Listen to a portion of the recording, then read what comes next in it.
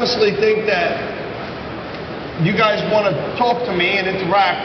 So I'm going to get into it a little bit, but maybe we could take some questions from the audience, because I would love to like help you guys out with different things, you know, that are going on in your life or your business, and you know, give you my perspective on things. So you can walk around, and I'll try to do that. A little bit of white fondant. Okay.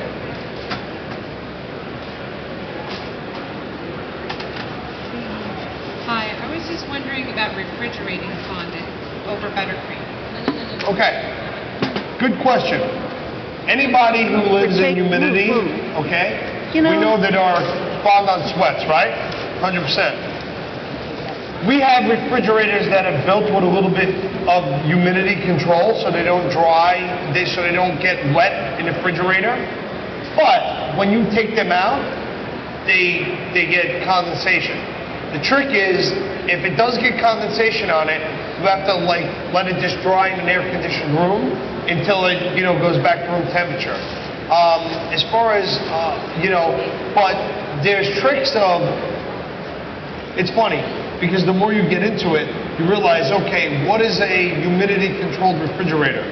Basically, there's a heat pump next to the sensor, which makes it keep running, so that the constant air blowing keeps the fondant from getting wet. It dries it out. So sometimes I've heard people put like little hot plates inside their refrigerator, right behind the unit, and it triggers it off. It thinks that it's hot, and it keeps it running because it's all done automatic.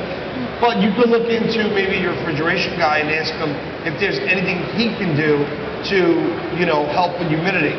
The other thing you can do is you can box the cake up, right? So what we used to do at the bakery, oh, you're the best. Thank you. So what you could do is you could box the cake, right? And then we used to actually put it in a box, and then I would put a big garbage bag over it and seal it so that air couldn't get in. That helps it if you have a very, you know, humidity box or things like that. So I'm going to take a little bit of fondant here. I'm going to just roll this out, and then we'll go to another question. So I'm just going to knead it.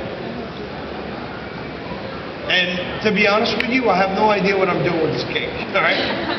This is just off the cuff. And I was backstage, and I was like, what do we got here? I'm like, okay, we're going to have some fun. So I think sometimes that's the best things you can do. Put a little cornstarch down.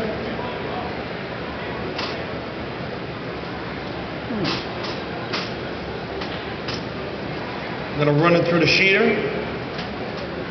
Another thing that I got to say is this fondant sheeter.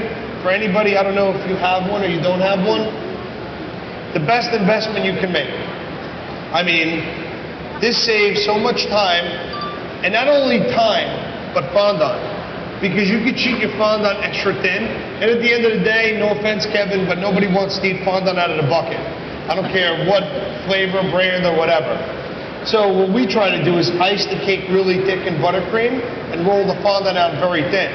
Now, I'm great with a rolling pin, but I can't do what this machine does here. And then at the end of the day, when I'm done covering a cake, you know, to cover a big cake, you get a big chunk of fondant, and you only wind up using a quarter of it, you know? So it saves money that way. So honestly, this is a machine that we have so many at the bakery, and I don't know what we do without them. I think I have like 20 at the bakery, and people just constantly use them all day long. So we're going to pop it through, and never break.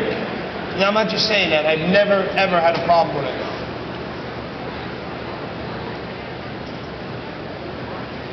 If you want to get serious about doing fondant cakes, you need one of these things. And that's part of what we're doing too, you know? We want people to know that at the end of the day, if you have the right tools and a little bit of know-how, you can be your own cake boss at home. Let's see. Let's try going this way. Hey, what happened? Look, I just spoke good about this thing. Friggin' thing, no. Now you know what happened? It's because it's up too high.